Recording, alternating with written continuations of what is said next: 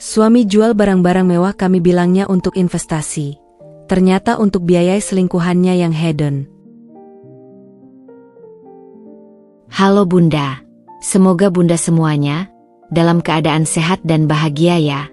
Sebelum masuk ke ceritanya jangan lupa absen terlebih dahulu ya.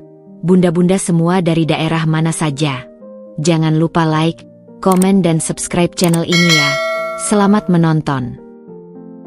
Hari itu matahari bersinar begitu cerah ketika aku melangkah keluar dari kantor notaris. Tangan erat menggenggam lembaran surat nikah yang masih terasa hangat. Mas Dandi memelukku dari belakang, bibirnya menyentuh pelipisku sambil berbisik, "Kita resmi jadi suami istri sekarang, sayang." Suaranya terdengar begitu bangga, begitu pasti, seolah dunia hanya milik berdua. Aku menoleh, memandang matanya yang berbinar, dan saat itu aku yakin, inilah pria yang akan menemani hidupku, membangun keluarga, mewujudkan semua mimpi kita bersama. Kami memulai kehidupan baru di sebuah rumah minimalis di kawasan permukiman elit. Dandi memang sudah berhasil di usia muda sebagai direktur di perusahaan konsultan ternama, sementara aku memilih untuk fokus mengurus rumah tangga sembari mengelola bisnis kue rumahan yang cukup diminati kalangan sosialita. Setiap pagi, kami sarapan bersama di teras belakang yang menghadap taman kecil.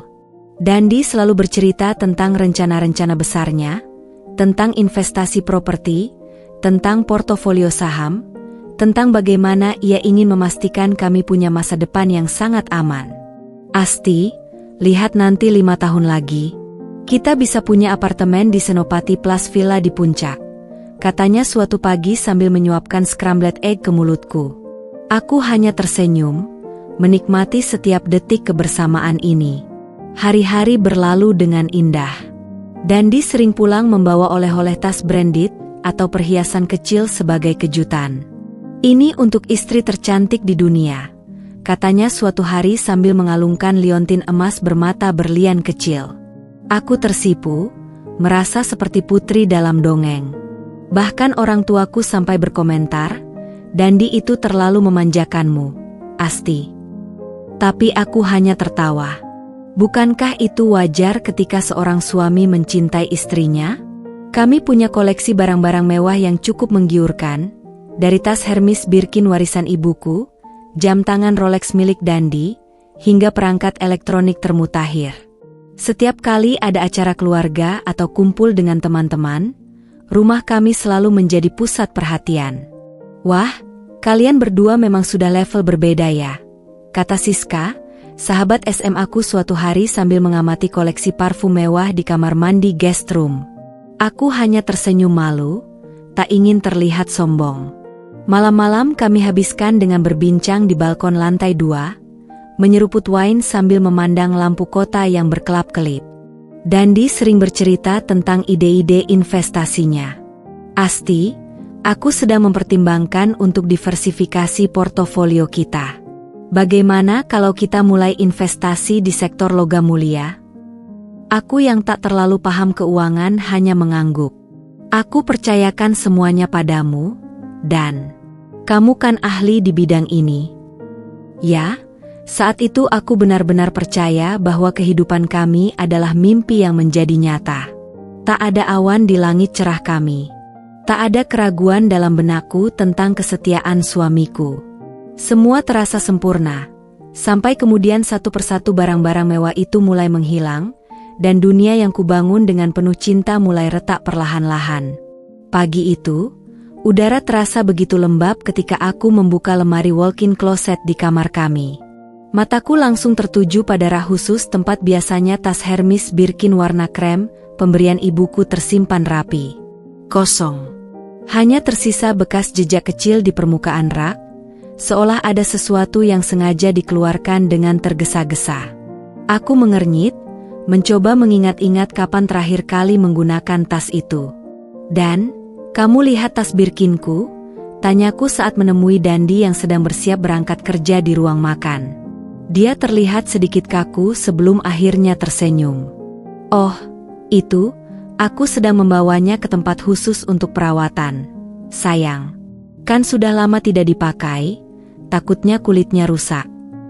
Aku mengangguk, meski ada sesuatu dalam nada bicaranya yang membuatku tidak nyaman. Tapi biasanya kita selalu perawatan barengan. Kenapa tidak bilang-bilang? Dandi tiba-tiba sibuk mengikat dasinya di depan cermin.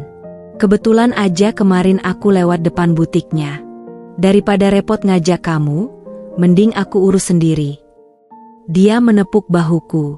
Jangan khawatir, nanti pulangnya lebih kinclong dari sebelumnya. Minggu-minggu berikutnya, aku mulai menyadari pola yang aneh. Jam tangan Rolex Daytona kesayangan Dandi, yang biasanya tak pernah lepas dari pergelangan tangannya, tiba-tiba menghilang.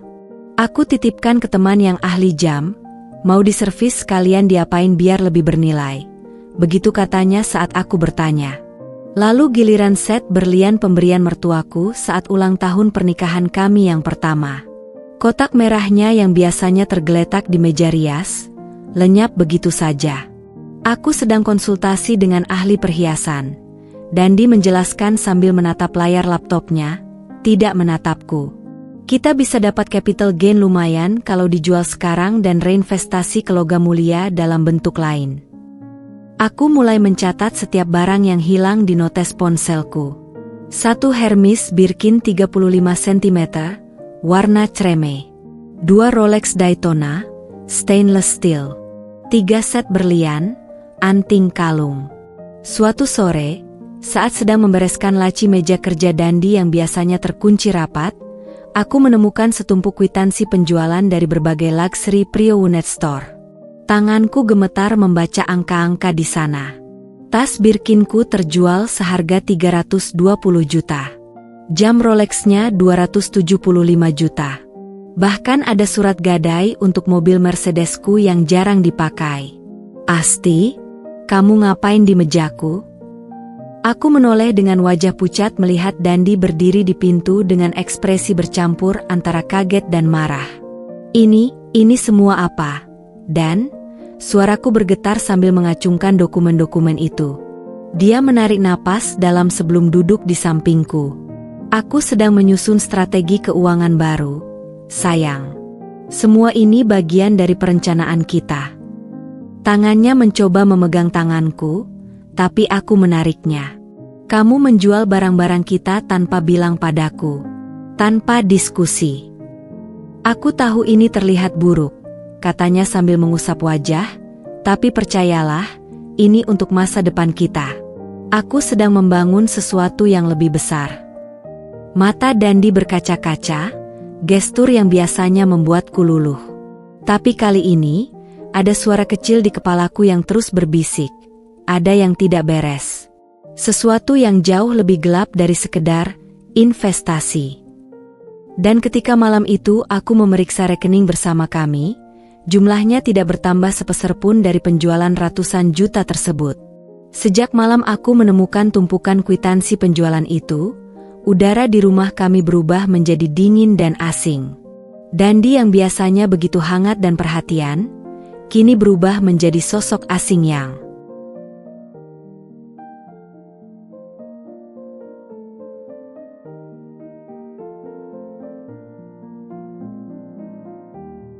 jarang berada di rumah. Dulu, dia selalu pulang tepat waktu. Kadang bahkan membawa makanan kesukaanku dari restoran favorit kami hanya karena tahu aku sedang lelah setelah seharian membuat pesanan kue. Sekarang, jam 8 malam pun rumah ini masih terasa begitu sunyi, hanya diisi oleh bunyi jam dinding yang terus berdetak dengan monoton. Aku mencoba mengajaknya bicara, duduk bersama di meja makan seperti dulu, tapi yang kudapat hanyalah tatapan kosong dan jawaban singkat yang terkesan dipaksakan. Aku sedang sibuk dengan proyek baru, Asti.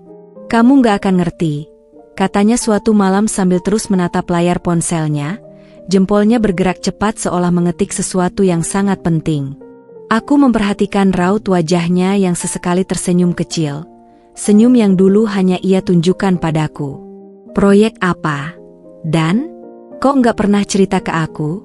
Tanyaku, mencoba menahan nada kesal yang mulai merayap dalam suaraku. Dandi menghela napas panjang, seperti orang yang sedang sangat lelah menghadapi pertanyaan bodoh. Ini proyek besar dengan klien dari Singapura. Aku nggak bisa cerita detailnya sekarang. Matanya masih tak lepas dari ponsel, dan aku bisa melihat pantulan cahaya layar yang memperlihatkan aplikasi pesan instan dengan notifikasi-notifikasi yang terus bermunculan. Aku mulai menyadari perubahan kecil lain dalam kebiasaannya. Dulu, dia selalu meninggalkan ponselnya di atas meja saat mandi atau tidur. Sekarang, ponsel itu seolah menjadi bagian dari tubuhnya, tak pernah lepas dari genggamannya, bahkan ketika masuk ke kamar mandi. Suatu kali, ketika dia tertidur di sofa dan ponselnya terjatuh, aku melihat notifikasi dari seseorang bernama Ulfa. "Besok jam 4 ya, di tempat biasa. Jangan lupa bawa yang aku minta." Jantungku berdegup kencang membaca pesan itu, tapi sebelum sempat membuka lebih jauh, Dandi sudah terbangun dan langsung merebut ponselnya dengan gerakan kasar. "Astaga, Asti, jangan seenaknya buka-buka ponsel orang," bentaknya, wajahnya memerah karena marah. Aku terkejut dengan reaksinya yang berlebihan. "Aku cuma mau ambil ponselmu yang jatuh." Dan notifikasinya muncul sendiri. Dandi langsung mengecek ponselnya dengan panik, memastikan aku tidak membaca lebih banyak pesan. "Ini privasiku, Asti. Kamu nggak berhak." Perkataannya seperti pisau yang menusuk dadaku. "Privasi? Kami sudah menikah selama 5 tahun, dan selama itu kami selalu berbagi segalanya. Mulai dari password ponsel hingga mimpi-mimpi terbesar kami. Kini tiba-tiba ada tembok tinggi yang memisahkan kami, dan aku tidak mengerti kapan itu mulai dibangun. Yang lebih mengkhawatirkan adalah perubahan dalam kebiasaan finansialnya. Rekening bersama kami yang dulu selalu terisi rutin, kini seringkali kosong tanpa penjelasan. Untuk modal bisnis," katanya singkat ketika aku bertanya. Tapi ketika aku memeriksa tagihan kartu kredit, ada begitu banyak transaksi di butik-butik mewah dan restoran premium, tempat-tempat yang tidak pernah kami kunjungi bersama dalam beberapa bulan terakhir. Malam-malam yang dulu kami habiskan dengan bercanda dan berpelukan, kini berubah menjadi keheningan yang menyakitkan. Dandi lebih sering keluar rumah dengan alasan meeting mendadak, pulang larut dengan bau parfum yang tidak kukenal. Aku mulai kehilangan jumlah berapa kali aku menangis diam-diam di kamar mandi, mencoba memahami apa yang sebenarnya terjadi pada pernikahan kami. Suatu malam, ketika Dandi kembali pulang larut, aku memutuskan untuk tidak lagi berpura-pura tidur. Aku duduk di sofa ruang keluarga, menunggunya dengan secangkir teh chamomile yang sudah dingin. "Kamu masih bangun?" tanyanya kaget saat melihatku. "Aku ingin kita bicara, dan sungguhan." Suaraku lebih tegas dari yang kukira. Dandi menghela napas, melepas jaketnya dengan gerakan kesal. "Asti, aku capek. Bisakah kita bicara besok?" "Tidak," teriakku. Suaraku pecah karena emosi yang tertahan terlalu lama. "Kamu sudah menghindariku selama berbulan-bulan. Apa yang sebenarnya terjadi? Dan siapa Ulfa itu? Kenapa kamu menjual barang-barang kita tanpa bicara padaku? Kenapa?" "Asti, cukup," potongnya dengan suara keras. "Kamu paranoid. Ulfa itu cuma kolega bisnis." Tapi matanya yang dulu selalu jujur padaku, kali ini berkedip terlalu cepat. Dan untuk pertama kalinya dalam pernikahan kami, aku yakin suamiku sedang berbohong padaku. Pagi itu, mentari baru saja mulai menyingsing ketika aku terbangun karena suara berisik dari kamar mandi. Dandi sudah bangun lebih awal, sesuatu yang jarang terjadi belakangan ini. Biasanya, setelah pulang larut malam, dia akan tertidur pulas sampai aku membangunkannya untuk sarapan. Mataku masih berat, tapi naluriku mengatakan ada sesuatu yang tidak biasa terjadi. Dengan perlahan, aku membuka mata dan melihat ponsel Dandi tergeletak di atas meja rias. Layarnya masih menyala. Dari tempat tidur, aku bisa melihat notifikasi yang terus muncul satu persatu, berderet seperti antrian pesan yang tidak ada habisnya. Biasanya, aku tidak akan pernah berpikir untuk memeriksa ponsel suamiku. Kami selalu saling percaya. Tapi sesuatu tentang cara Dandi bersikap belakangan ini membuat rasa ingin tahuku tak terbendung. Dengan hati berdebar-debar, aku berjalan mendekati meja rias. Suara air dari kamar mandi masih deras, memberiku sedikit keberanian. Jari-jariku gemetar ketika menyentuh layar ponselnya. Tidak terkunci. Pukul 6.15, Ulfa, paketnya sudah sampai, dan aku langsung pakai ya. Kamu yang terbaik. Pukul 6.17, Ulfa, besok aku mau yang warna merah itu, yang kemarin kita lihat di butik. Jangan lupa. Pukul 6.20, Ulfa, aku kangen kamu. Kapan kita bisa weekend lagi berdua? Dunia seakan berhenti berputar. Napasku tersengal-sengal, seperti ada tangan tak terlihat yang mencekik leherku. Aku mencoba menelan ludah, tapi mulutku terasa kering. Tanganku dengan cepat membuka galeri foto ponselnya, dan di sana ada puluhan foto Dandi dengan seorang wanita muda berkulit putih, bermata tajam, dan senyum yang terlalu percaya diri. Foto-foto mereka berpelukan di pantai, tertawa di restoran mewah, bahkan satu foto di mana Dandi mencium pipinya di depan sebuah hotel berbintang. Aku tidak sadar sudah menangis sampai air mata membasahi pipiku dan menetes ke layar ponsel. Tiba-tiba, suara air dari kamar mandi berhenti. Dengan panik, aku meletakkan kembali ponselnya persis seperti posisi semula dan bergegas kembali ke tempat tidur, memunggungi pintu kamar mandi. Asti, kamu sudah bangun? Suara Dandi terdengar dari belakangku. Aku menahan napas, berusaha menenangkan suaraku yang pasti akan terdengar serak. Iya, baru bangun, jawabku, sambil memejamkan mata erat-erat. Aku mendengar langkahnya mendekat, lalu suara gesekan saat dia mengambil ponselnya dari meja rias. Ada jeda singkat.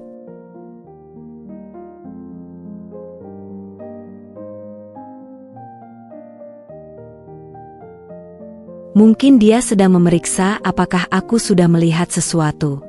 Kamu mau sarapan apa?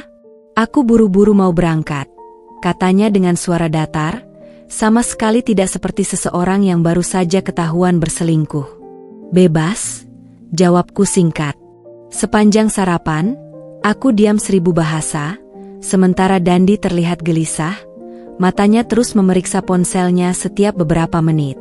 Aku memperhatikan setiap gerak-geriknya, cara dia sesekali tersenyum kecil saat membaca pesan, cara jarinya mengetik balasan dengan cepat, dan cara dia tiba-tiba menyimpan ponselnya di saku begitu aku berdiri untuk mengambil garam. Kamu ada meeting hari ini? Tanyaku tiba-tiba, mencoba menguji reaksinya. Dandi terkejut, sendoknya berdentang di piring. Iya, meeting penting sampai sore. Kenapa? Oh, nggak apa-apa. Cuma mau mengingatkan kalau malam ini ada acara makan malam dengan orang tuaku. Wajah Dandi berkerut. Ah, sial. Aku lupa. Meetingku mungkin sampai malam, Asti. Bilang saja aku ada urusan kerja. Aku mengangguk pelan, tapi dalam hati, sesuatu telah patah. Aku tahu pasti dia berbohong. Meeting sampai malam? Lalu mengapa di galeri fotonya ada gambar reservasi makan malam untuk 2 orang di restoran mewah yang sama sekali berlawanan arah dengan kantornya? Setelah Dandi pergi, aku tidak bisa menahan diri lagi. Aku mengambil laptopku dan mulai mencari tahu tentang Ulfa di media sosial. Tidak sulit menemukannya. Akun Instagramnya terbuka untuk umum, penuh dengan foto-foto gaya hidup mewah. Tas-tas Hermes terbaru, jam Rolex edisi terbatas, liburan ke Bali dan Singapura, semua dalam waktu 3 bulan terakhir. Dan di beberapa foto, ada potongan lengan pria dengan jam tangan yang sangat mirip dengan Rolex Dandi yang sedang diservis. Yang paling membuat perutku mual adalah foto yang diunggah seminggu lalu. Sepasang tangan yang sedang berpegangan di atas meja makan, dengan caption, "When he treats you like a queen, hati merah 12 set." Aku mengenali cincin kawin di jari pria itu, cincin yang sama yang aku pilihkan untuk Dandi di hari pernikahan kami. Air mata kembali mengalir deras ketika aku menutup laptopku. Rasanya seperti seluruh dunia runtuh di sekelilingku. Tapi di balik rasa sakit yang menusuk-nusuk itu, muncul sesuatu yang lain. Amarah yang perlahan membara. Dandi tidak hanya berbohong padaku. Dia menjual barang-barang kami, menguras tabungan kita, hanya untuk memenuhi gaya hidup wanita ini. Dan saat itulah aku memutuskan, aku tidak akan diam saja. Aku akan mencari tahu kebenaran seutuhnya, tidak peduli seberapa sakit kenyataan yang harus kuhadapi. Malam itu, udara di kamar kami terasa begitu berat, seolah setiap tarikan napas membutuhkan usaha ekstra. Aku duduk di tepi tempat tidur, kedua tanganku erat menggenggam ponsel yang berisi semua bukti perselingkuhan Dandi, foto-foto, pesan-pesan, bahkan tagihan kartu kredit yang menunjukkan reservasi hotel dan restoran mewah. Jari-jariku gemetar, bukan karena takut, tapi karena amarah yang perlahan mendidih dalam darahku, membakar setiap inci kesabaranku yang selama ini kupaksakan. Dandi baru saja pulang, wajahnya terlihat lelah tapi masih tersisa senyum kecil di sudut bibirnya. Senyum yang dulu hanya untukku, tapi sekarang aku tahu telah diberikan pada orang lain. Bau parfum wanita yang asing masih menempel pada bajunya, bercampur dengan aroma alkohol yang menyengat. "Kok belum tidur?" tanyanya sambil melepas dasi dengan gerakan kasar. Aku menarik napas dalam-dalam. "Kita perlu bicara, Dan." Suaraku lebih stabil dari yang kuduga. Dandi mengerutkan kening, lalu melemparkan dasinya ke kursi dengan gerakan kesal. "Aku capek, Asti. Bisa nggak ini nanti saja?" "Tidak." Aku berdiri, menatapnya langsung ke mata. "Siapa Ulfa?" Seketika itu juga, seluruh wajah Dandi berubah. Matanya yang tadi terlihat lelah sekarang melebar penuh kewaspadaan, bibirnya mengeras menjadi garis lurus yang tegang. Ada jeda singkat di mana aku bisa melihat bagaimana pikirannya bekerja dengan cepat, mencoba merangkai kebohongan yang tepat. "Ulfa? Dia cuma rekan bisnis. Kenapa?" Aku mengeluarkan ponselku dan memperlihatkan tangkapan layar percakapan mereka. Rekan bisnis yang minta dibelikan tas merah, yang janjian ketemu besok jam 4 di tempat biasa. Dandi menyambar ponselku dengan kasar. "Asti, ini privasiku. Kamu nggak berhak membuka-buka pesanku." Suaranya meninggi, penuh kemarahan yang sepertinya berusaha menutupi rasa panik. "Kita suami istri, Dan. Apapun yang terjadi di hidupmu adalah urusanku juga." Teriakku, suaraku pecah oleh emosi yang selama ini kutanam. "Dan selama beberapa bulan terakhir, kamu menjual barang-barang kita, menguras rekening kita, untuk wanita ini." Dandi tiba-tiba berubah seperti binatang yang terpojok.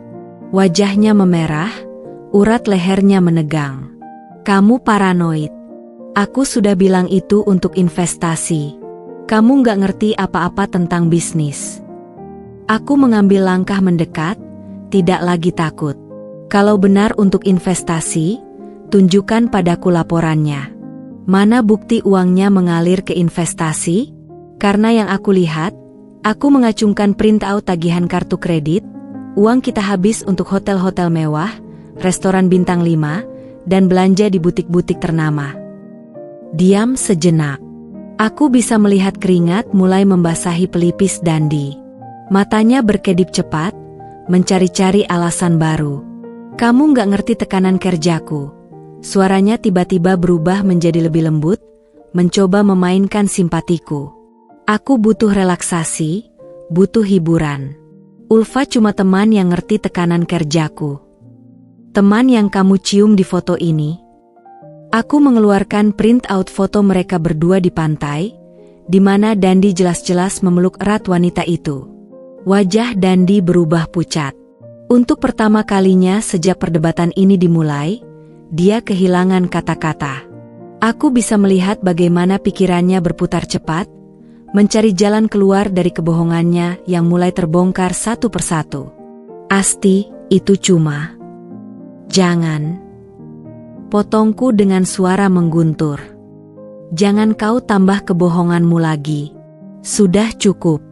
Aku tahu segalanya, dan aku tahu kamu menjual tas Birkin ibuku untuk membelikannya tas baru. Aku tahu kamu menggadaikan mobilku untuk membayar liburan kalian ke Bali. Aku tahu. Suaraku tiba-tiba tercekat, air mata mulai mengalir deras. Aku tahu kamu sudah tidak mencintaiku lagi. Dandi berdiri diam, wajahnya berubah dari marah ke panik, lalu akhirnya kosong. Ketika dia akhirnya berbicara, suaranya datar, tanpa emosi. Kamu mau apa? Asti? Mau cerai? Silakan. Tapi ingat, tanpa aku, kamu gak punya apa-apa. Perkataannya seperti tamparan keras. Aku mundur selangkah, melihat wajah pria yang dulu kukagumi ini sekarang berubah menjadi orang asing yang dingin dan kejam.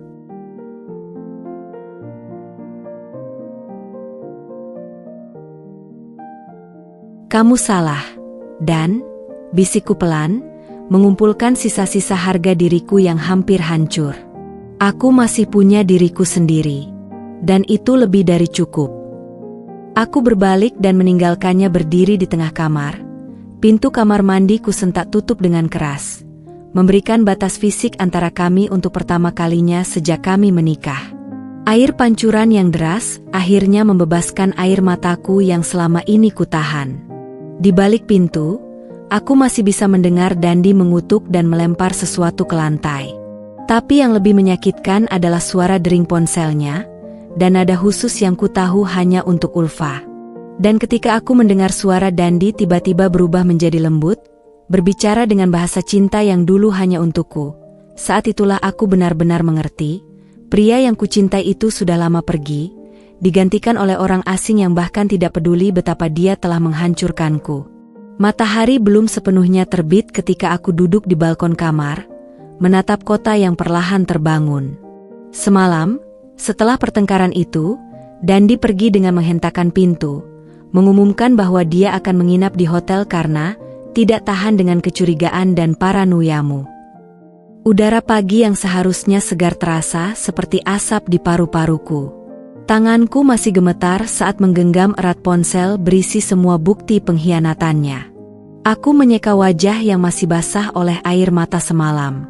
Ada sesuatu yang berubah dalam diriku setelah konfrontasi itu. Rasa sakit yang tajam perlahan berubah menjadi tekad baja. Aku tidak akan menjadi korban yang diam. Tidak lagi. Dengan gerakan mantap, aku membuka laptop dan mulai merencanakan langkahku. Pertama, aku memanggil seorang teman yang bekerja di firma hukum. Lisa, aku butuh bantuanmu. Aku ingin melacak semua transaksi keuangan Dandi selama 6 bulan terakhir. Suaraku terdengar jauh lebih tenang dari yang kuduga. Lisa, yang langsung memahami gravitasi situasi, setuju membantu. Aku juga akan menyiapkan dokumen untuk perlindungan aset. Asti, kamu tidak bisa membiarkannya terus menguras hartamu. Sepanjang hari itu, sementara Dandi tidak memberi kabar, aku seperti detektif yang menyusun puzzle pengkhianatan. Aku menemukan lebih banyak kebenaran yang menyakitkan. Satu rekening tersembunyi, Dandi membuka rekening baru tanpa sepengetahuanku, tempat dia menyalurkan uang hasil penjualan barang-barang kami. 2 tagihan mewah. Dalam 3 bulan terakhir saja, dia menghabiskan hampir 700 juta untuk hotel, restoran, dan belanja mewah, semua untuk Ulfa. 3 kartu kredit tambahan. Tanpa sepengetahuanku, dia membuatkan kartu kredit tambahan dengan limit besar yang ternyata diberikan kepada Ulfa. Namun yang paling menghancurkan adalah email yang kutemukan secara tidak sengaja di laptop lamanya yang masih tersambung dengan akun Gmailnya.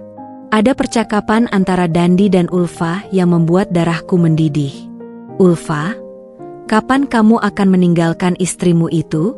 Aku nggak mau selamanya jadi simpanan. Dandi, sabarlah. Aku sedang mengatur segalanya. Asti masih punya akses ke sebagian besar asetku. Butuh waktu. Ulfa, aku nggak mau menunggu lama-lama.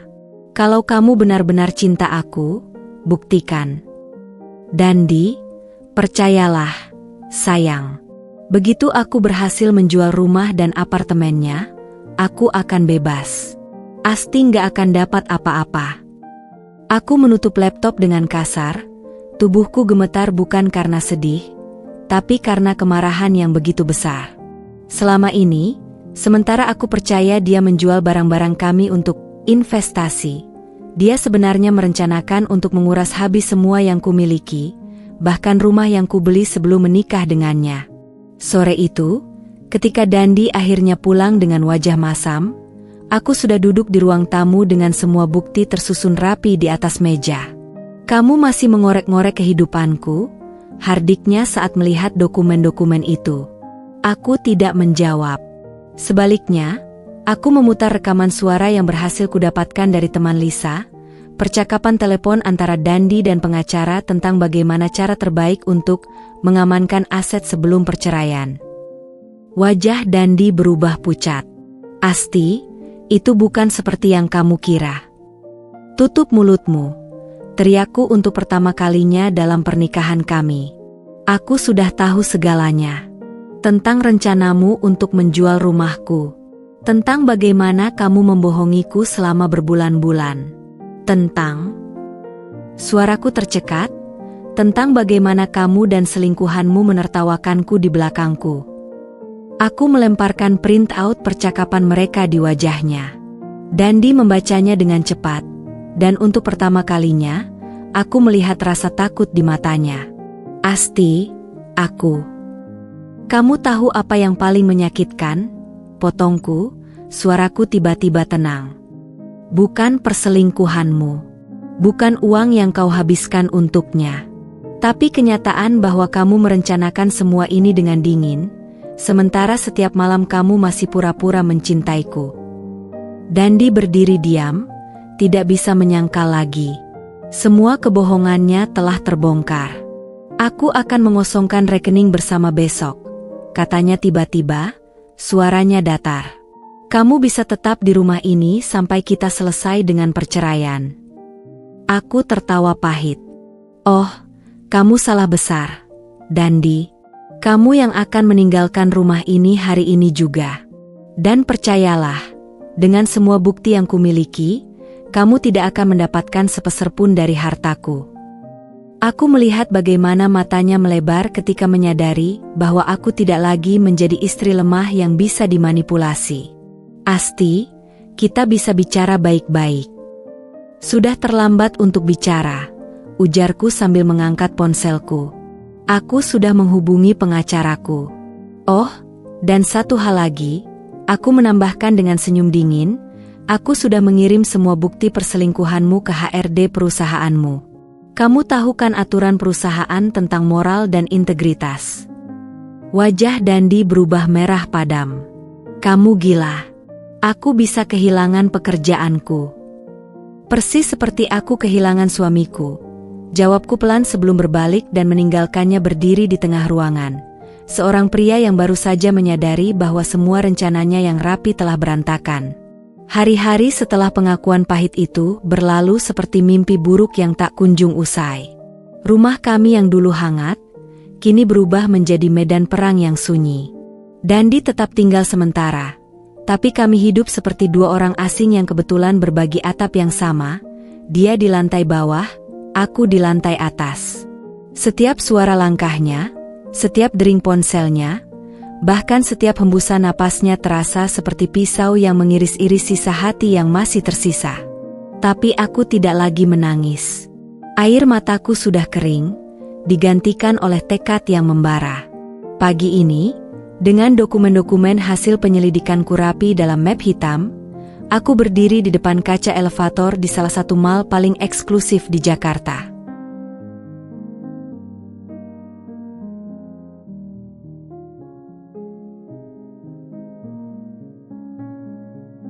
Tempat di mana menurut media sosial, Ulfa sering menghabiskan waktu di butik-butik mewah favoritnya. Aku sengaja memakai outfit terbaikku, blazer putih dengan celana hitam yang membuatku terlihat seperti eksekutif yang sedang bertugas. Tas Birkin replika yang kubeli khusus untuk hari ini tergantung di pundakku dengan sempurna. Aku tahu ini mungkin terlihat kekanak-kanakan, tapi aku ingin dia tahu, aku bukan istri lemah yang bisa diremehkannya. Butik Hermes terlihat sepi ketika aku masuk. Mataku langsung menangkap sosoknya. Ulfa, dengan rambut panjang lurus berwarna pirang platinum, duduk santai di sofa VIP sambil memeriksa koleksi terbaru. Dia bahkan lebih cantik di dunia nyata daripada di fotonya. Kulit putih mulus, tubuh ramping dengan pakaian yang jelas harganya setara dengan gaji 3 bulan pegawai biasa. Apa ibu mau mencoba yang ini? Seorang sales menghampirinya dengan tas Birkin warna merah darah, persis seperti yang disebutkan dalam pesan mereka. Ulfa tersenyum puas. Iya, ini yang aku mau. Packing saja yang bagus ya, nanti suami aku yang ambil dan bayar. Suami? Dadaiku sesak mendengar kata itu.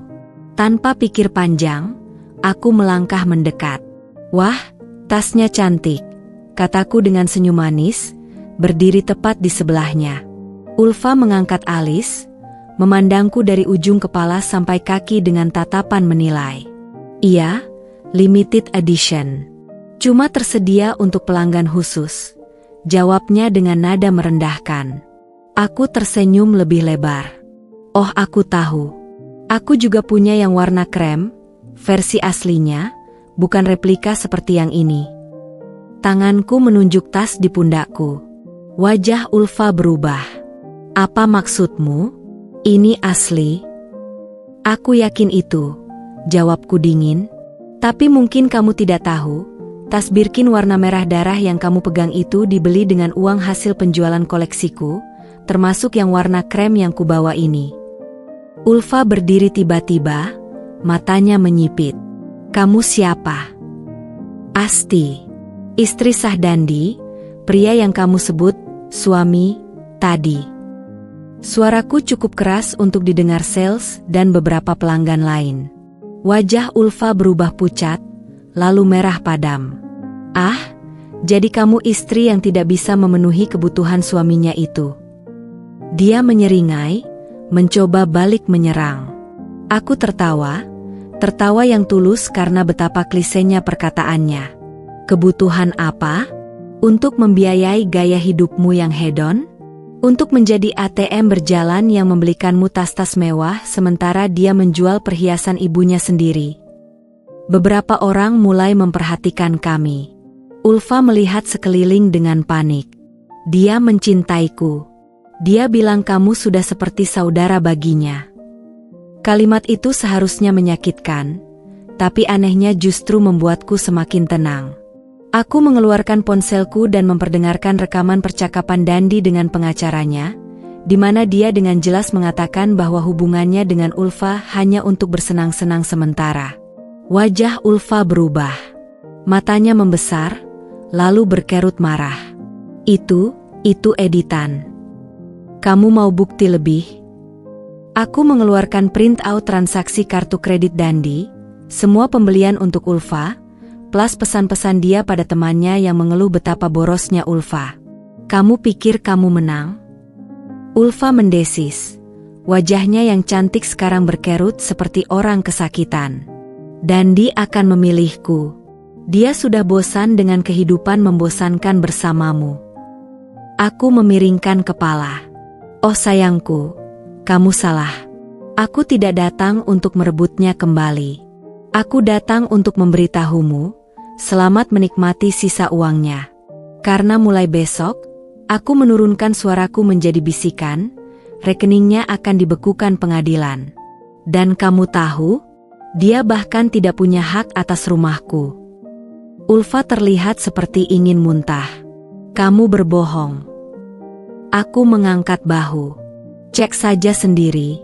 Oh iya, aku menambahkan sambil berbalik pergi, selamat mencoba tasnya. Mungkin itu yang terakhir bisa kamu dapat darinya. Aku meninggalkan butik dengan langkah mantap, mendengar keributan di belakangku saat Ulfa berteriak pada sales untuk segera menghubungi Dandi. Di luar, hujan mulai turun deras, tapi aku merasa seperti baru saja melewati badai yang lebih besar. Untuk pertama kalinya sejak mengetahui pengkhianatan Dandi, aku merasa lega. Karena sekarang aku tahu, aku lebih kuat dari yang mereka kira. Dan ini baru permulaan. Malam itu, langit Jakarta terlihat kelam tanpa bintang ketika aku mendengar pintu depan terbanting dengan suara keras yang menggema di seluruh rumah. Langkah kaki berat dan tidak beraturan terdengar mendekat, diikuti dengan suara barang-barang yang jatuh dan pecah di lantai bawah. Aku tidak perlu melihat ke bawah untuk tahu siapa itu, dan dipulang dalam keadaan mabuk. Dan berdasarkan intensitas amarah yang terbawa dalam setiap langkahnya, jelas Ulfa sudah memberitahunya tentang pertemuan kami di butik Hermes. "Asti, turun sekarang juga," teriaknya dengan suara serak penuh kemarahan yang tak terbendung. Aku menarik napas dalam, meletakkan buku yang sedang kubaca, dan berjalan menuruni tangga dengan tenang. Setiap langkah kakiku terukur, sementara jantung berdebar kencang di dalam dada. Di ruang tamu, Dandi berdiri dengan baju yang kusut, wajahnya merah padam, dan matanya yang biasanya teduh sekarang penuh dengan kebencian yang mengerikan. Botol bir kosong tergeletak di dekat kakinya, dan vas bunga porselen pemberian ibuku kini berserakan di lantai dalam bentuk pecahan-pecahan tajam. "Kau pikir kau siapa? Berani menghampiri Ulfa seperti itu?" Dia meludahkan kata-katanya dengan penuh kebencian, napasnya berbau alkohol yang menyengat. Aku berdiri di hadapannya dengan sikap tenang, meski seluruh tubuhku gemetar. Aku hanya memberitahunya kebenaran. "Kau tidak keberatan kan dengan kebenaran?" Dandi mengeluarkan suara geram dari dalam tenggorokannya sebelum melemparkan sesuatu ke arahku, sebuah bingkai foto pernikahan kami. Kaca pecah berhamburan di dekat kakiku, dan foto kami yang penuh kebahagiaan itu sekarang terbelah tepat di tengah, memisahkan wajahku dari wajahnya. "Kau sudah mempermalukanku. Kau pikir dengan mengancam Ulfa, aku akan kembali padamu?" Dia tertawa getir, tapi matanya tetap penuh amarah. "Aku sudah memilih, Asti, dan pilihannya adalah dia." Kalimat itu seharusnya menyakitkan, tapi anehnya, yang kurasakan justru kelegaan. Karena sekarang, semua keraguan terakhirku tentang pernikahan ini telah pupus. Aku melihat wajahnya yang dulu begitu kucintai, dan sekarang yang kulihat hanyalah seorang asing yang penuh kebencian. "Kau tahu, Dandi," kataku perlahan, memilih setiap kata dengan hati-hati, "selama ini aku berpikir mungkin ada secuil cinta yang tersisa di hatimu untukku. Tapi sekarang aku mengerti, kau bahkan tidak mencintaiku sejak awal. Aku hanya batu loncatan untuk hidup mewah yang kau inginkan."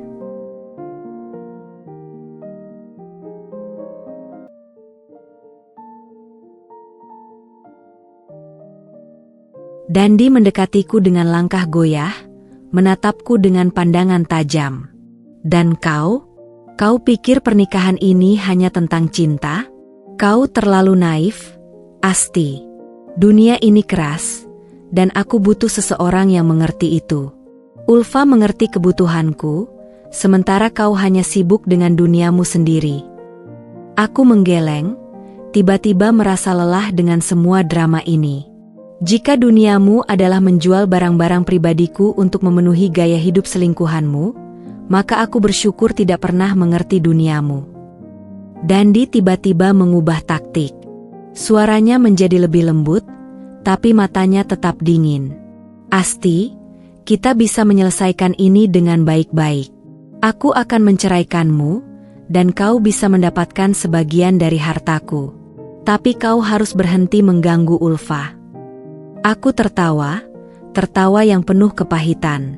"Sebagian dari hartamu? Kau lupa bahwa rumah ini milikku sebelum kita menikah. Kau lupa bahwa mobil mewah itu kubeli dengan uang warisanku. Kau lupa bahwa selama ini, akulah yang membiayai gaya hidupmu, sementara kau sibuk membiayai selingkuhanmu." Wajah Dandi berubah merah lagi. "Kau tidak akan bisa membuktikan apa-apa di pengadilan." "Oh, aku tidak hanya punya bukti transaksi dan pesan-pesan mesra kalian," ujarku sambil berjalan ke meja dan mengambil sebuah amplop. "Aku juga punya ini." Aku mengeluarkan dokumen dari dalamnya. Laporan dari detektif swasta yang mengikuti setiap langkahmu dan Ulfa selama sebulan terakhir. Termasuk foto-foto kau mengunjungi notaris untuk mencoba memindahkan hak atas rumah ini. Dandi terlihat seperti ingin muntah. Kau menyewa detektif. Dan kau tahu bagian terbaiknya. Aku tersenyum dingin. Aku sudah memindahkan semua asetku ke nama orang tuaku kemarin. Kau tidak akan mendapatkan apa-apa, Dandi. 0.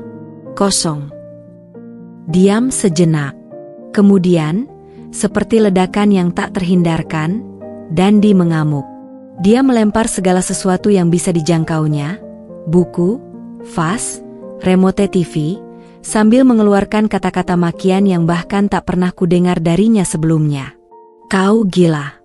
Aku akan menghancurkanmu.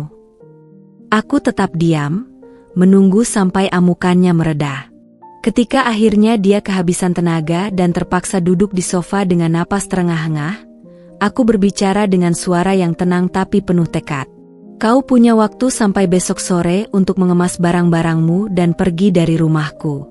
Jika tidak, aku akan memanggil polisi. Aku berbalik dan mulai berjalan menaiki tangga, tapi suara Dandi yang tiba-tiba berubah membuatku berhenti. Asti, tunggu. Suaranya sekarang terdengar pecah, seperti anak kecil yang ketakutan. Aku tidak tahu apa yang terjadi padaku. Ulfa, dia memanfaatkuku. Aku butuh bantuanmu. Aku menutup mata sebentar, menahan rasa iba yang tiba-tiba muncul. Tapi ketika kubuka lagi, yang kulihat adalah seorang pria yang bukan hanya mengkhianatiku, tapi juga merencanakan kehancuranku. Maaf, Dan, kataku tanpa menoleh. Tapi kau sudah membuat pilihanmu. Dan ketika aku mendengar tangisannya yang pecah di ruang tamu, aku tahu itu bukan karena kehilanganku, tapi karena kehilangan semua kemewahan yang selama ini kusediakan untuknya. Pagi itu, matahari bersinar terang di langit Jakarta, seolah mengejek kekacauan yang terjadi dalam hidupku.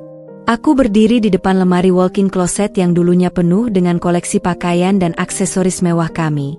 Sekarang setengah kosong setelah Dandi pergi membawa koper-kopernya semalam. Aroma parfumnya yang biasa menggantung di udara sudah menghilang, digantikan oleh bau disinfektan yang aku semprotkan ke seluruh rumah, seolah ingin membersihkan setiap jejak kehadirannya. Tanganku menggenggam erat kunci rumah ini, rumah yang kubeli dengan uang hasil jerih payahku sendiri sebelum menikahinya.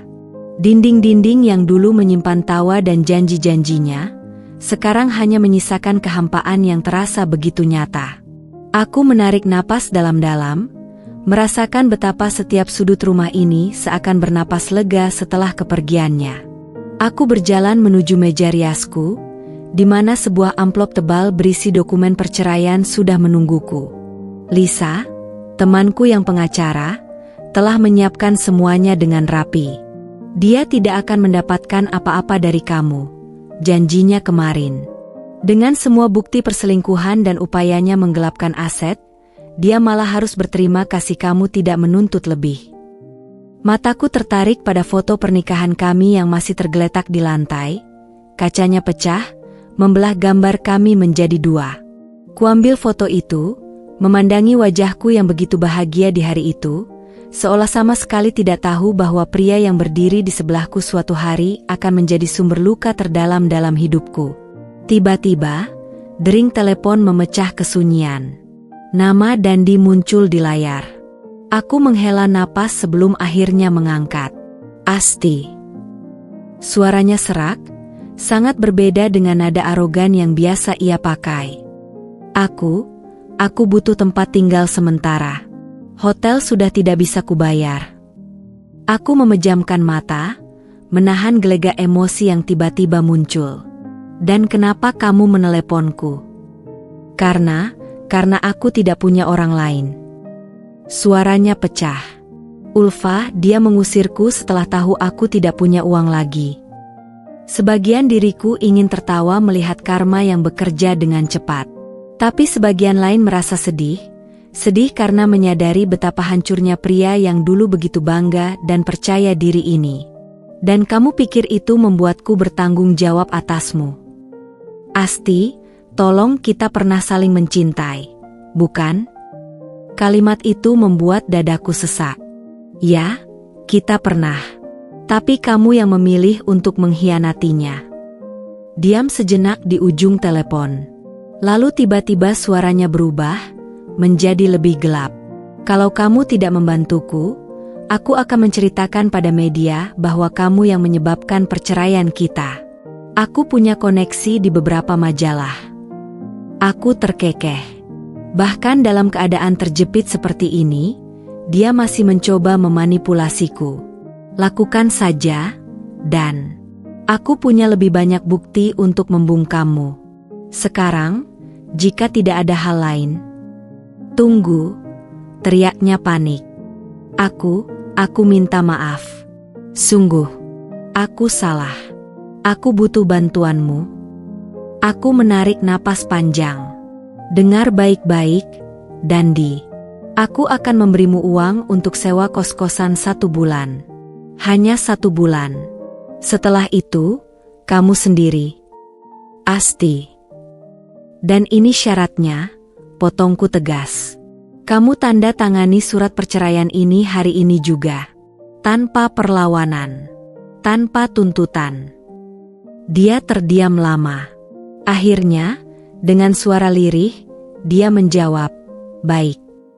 Setelah menutup telepon, aku berdiri di depan jendela, memandangi taman kecil di halaman rumah yang dulu kami rawat bersama. Daun-daun bergoyang tertiup angin, seolah memberi isyarat bahwa ini adalah bab baru dalam hidupku.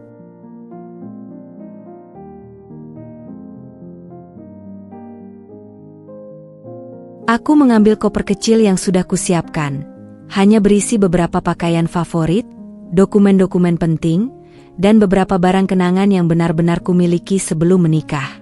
Sisanya, semua barang mewah yang kami beli bersama, bisa diganti. Tapi harga diriku yang sempat hilang, sudah kubawa kembali. Dengan langkah pasti, aku mengunci pintu rumah dan berjalan menuju mobil. Tidak menuju notaris untuk pertemuan dengan Dandi, tapi ke bandara, untuk penerbangan satu arah ke Bali, tempat aku sudah memesan villa kecil di tepi pantai untuk menyendiri dan menyembuhkan luka. Ketika pesawat lepas landas, membawaku menjauh dari kota yang menyimpan begitu banyak kenangan pahit, untuk pertama kalinya dalam berbulan-bulan, aku merasa bebas. Pesawat mendarat di Bandara Ngurah Rai saat matahari Bali mulai condong ke barat, menyiram pulau itu dengan cahaya keemasan yang seolah menyambut kedatanganku. Udara hangat yang syarat dengan aroma bunga Kamboja langsung menyergapku begitu kaki menjejak tanah, berbeda sekali dengan udara Jakarta yang selalu tegang dan terburu-buru. Kulepas sepatu hak tinggiku, simbol kehidupan lamaku yang penuh kepura-puraan, dan menggantinya dengan sandal jepit sederhana yang langsung membuat langkahku terasa lebih ringan. Villa kecil yang kusewa di tepi pantai Bingin ternyata lebih indah dari foto-fotonya. Berdinding kayu dengan atap alang-alang, menghadap langsung ke lautan biru yang tak berujung. Tak ada AC, hanya kipas angin yang berputar pelan di langit-langit. Tak ada lemari pakaian walk-in closet, hanya rak kayu sederhana untuk menggantung beberapa helai baju. Dan yang terpenting, tak ada jejak Dandi di sini. Malam pertama di Bali kuhabiskan dengan duduk di beranda, menatap ombak yang tak henti-hentinya menyapu pasir putih, sementara lilin-lilin kecil berkedip di sekitar kolam renang mini. Untuk pertama kalinya dalam setahun terakhir, aku membiarkan diriku menangis sepuasnya, bukan lagi air mata kemarahan atau kepedihan, tapi air mata kelegaan, pelepasan. Pagi-pagi sekali saat fajar baru merekah, aku terbangun oleh suara burung-burung yang tak kukenal. Tanpa rencana, aku berjalan menyusuri pantai sepi, kaki telanjangku tenggelam dalam pasir yang masih dingin. Di sebuah warung kecil, kudapati seorang perempuan tua sedang menyiapkan sarapan. "Pagi, Embok," sapaiku dengan bahasa Jawa yang kuingat dari ibuku. Perempuan itu menatapku dengan mata berbinar. "Pagi, Nak. Kopi Bali?" Aku mengangguk, dan tanpa kusadari, kami terlibat dalam percakapan santai tentang kehidupan di desa, tentang musim panen, tentang cara membuat canang sari. Tak ada yang menanyakan latar belakangku, pekerjaanku, atau status pernikahanku. Di sini, aku hanyalah Asti, bukan istri Dandi, bukan korban perselingkuhan, bukan bagian dari drama percintaan yang kotor. Hari-hari berikutnya mengalir dengan ritme baru yang menenangkan. Pagi dimulai dengan yoga di tepi pantai, siang diisi dengan mengeksplorasi warung-warung makan kecil yang tersembunyi, sore dihabiskan dengan membaca buku-buku yang selama ini teronggok di rak tanpa sempat kusentuh. Aku bahkan mulai belajar membuat jurnal, menuliskan segala pikiran dan perasaanku tanpa filter, tanpa takut akan dinilai. Suatu sore, saat aku sedang asyik melukis di atas kanvas kecil, kegiatan yang kucoba untuk pertama kalinya dalam hidupku, seorang perempuan setengah baya menghampiriku. "Lukisanmu penuh emosi," katanya dengan aksen Inggris yang kental. Aku tersenyum malu. Ini pertama kalinya saya mencoba melukis. Perempuan itu memperkenalkan diri sebagai Clara, pemilik sebuah galeri kecil di Ubud. "Kamu punya bakat alam untuk mengekspresikan perasaan melalui warna," katanya sambil memeriksa coretan abstrakku yang penuh dengan warna-warna berani. "Kalau mau, bisa pameran di tempatku bulan depan." Aku tertawa geli. "Saya bukan pelukis, Bu." Clara mengangkat bahu. "Seni bukan tentang gelar, tapi tentang kejujuran. Dan lukisanmu sangat jujur." Pertemuan tak terduga itu membuatku berpikir. Mungkin inilah yang selama ini hilang dari hidupku, ruang untuk menjadi jujur pada diriku sendiri, tanpa harus memenuhi ekspektasi orang lain. Malam itu, sambil menikmati nasi campur di warung lokal, kuambil keputusan untuk memperpanjang masa tinggalku di Bali. Aku memesan laptop baru dan mulai merancang konsep bisnis kecil-kecilan, layanan catering sehat khusus untuk wisatawan asing yang ingin mencicipi masakan lokal dengan sentuhan modern. Ketika Lisa menelepon untuk memberi kabar bahwa Dandi sudah menandatangani surat perceraian tanpa syarat, aku hanya bisa tersenyum. "Dia bahkan tidak berani menatap mataku di pengadilan," kata Lisa. "Dan tebak apa? Ulfa sudah terlihat pacaran dengan pengusaha properti yang lebih kaya." Aku menutup telepon dan berjalan ke pantai.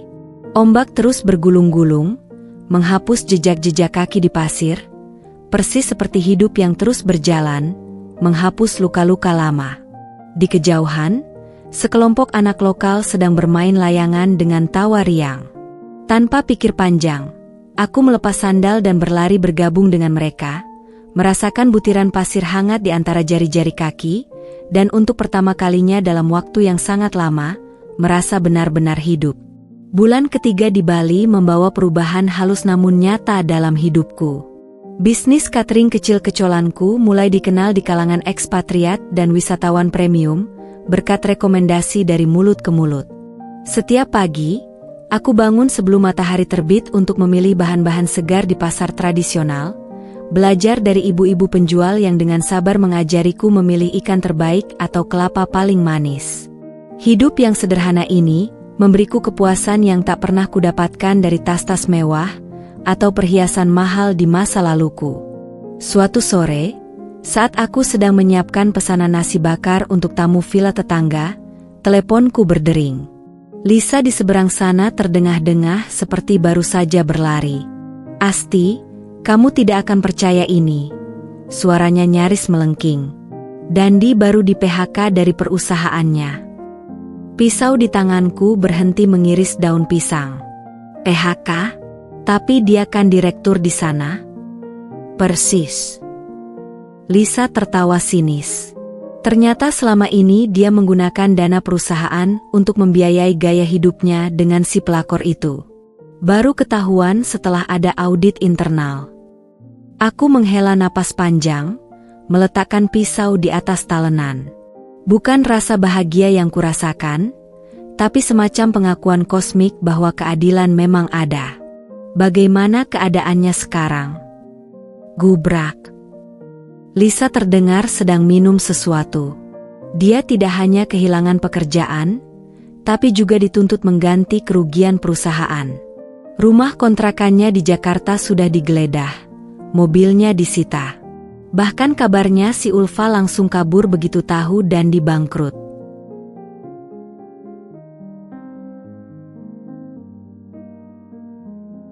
Mendengar nama itu, dadaku masih sedikit sesak, tapi tidak lagi sakit seperti dulu. Dan bagaimana perasaannya? Lisa terdiam sejenak. Menurut teman yang melihatnya di pengadilan, dia seperti orang linglung. Terus bertanya-tanya kenapa ini terjadi padanya. Aku memejamkan mata, membayangkan wajah Dandi yang dulu begitu percaya diri, sekarang hancur lebur oleh keserakahannya sendiri. Kasihan, bisikku tanpa sadar. Kasihan, Asti, setelah semua yang dia lakukan padamu. Bukan berarti aku mau balas dendam, Liz. Aku hanya mengerti betapa dalam kejatuhannya. Setelah menutup telepon, aku berdiri di depan jendela dapur kecilku yang menghadap ke laut. Ombak hari ini bergulung-gulung lebih besar dari biasanya, memecah dengan suara gemuruh di karang. Seperti kehidupan, kadang tenang, kadang mengamuk, tapi selalu terus bergerak. Keesokan harinya, ketika aku sedang mengantarkan pesanan ke sebuah villa mewah di Uluwatu, sesuatu yang tak terduga terjadi. Di tengah jalan, di sebuah warung kopi pinggir jalan, aku melihat sosok yang sangat familiar. Rambut acak-acakan, kaos lusuh, tapi tetap dengan jam tangan Rolex palsu yang dulu sering kupersoalkan karena dia bersikeras itu asli. Dandi. Dia duduk sendirian di bangku plastik, menatap kosong ke arah laut sambil memegang segelas kopi hitam. Tubuhnya terlihat lebih kurus, matanya berkantung hitam, dan aura percaya dirinya yang dulu memancar kuat kini lenyap tanpa bekas. Aku hampir membalikan motor dan pergi, tapi sesuatu membuatku memarkirkan kendaraan dan perlahan mendekatinya. Kopi Bali lebih enak daripada Starbucks, kan? Dandi menoleh kaget. Matanya membesar ketika menyadari siapa aku. Asti. Kami duduk dalam keheningan yang canggung selama beberapa menit. Akhirnya dia berbicara dengan suara parau. Aku tahu aku tidak punya hak minta maaf. Tapi, aku menerima maafmu, potongku lembut. Tapi bukan berarti aku melupakan apa yang terjadi. Dia mengangguk, matanya berkaca-kaca. Aku benar-benar hancur. Asti, Ulfa dia. Aku tahu. Aku tidak ingin mendengar detailnya. Tapi kamu akan bangkit lagi, dan kamu selalu pandai memulai dari nol. Dia tertawa pahit. Dulu iya, ketika masih ada kamu di sampingku. Kalimat itu seharusnya membuatku luluh, tapi anehnya hatiku tetap tenang. Aku bukan lagi Asti yang dulu, yang siap mengorbankan segalanya untuk seorang Dandi. Kamu butuh pekerjaan? Tanyaku tiba-tiba. Dandi terkejut. Apa? Tempatku butuh orang yang bisa mengantar pesanan. Gajinya tidak besar, tapi cukup untuk kos dan makan. Wajahnya berubah merah. Aku, mantan direktur, jadi kurir. Aku tersenyum, berdiri untuk pergi. Pikirkan saja. No pressure.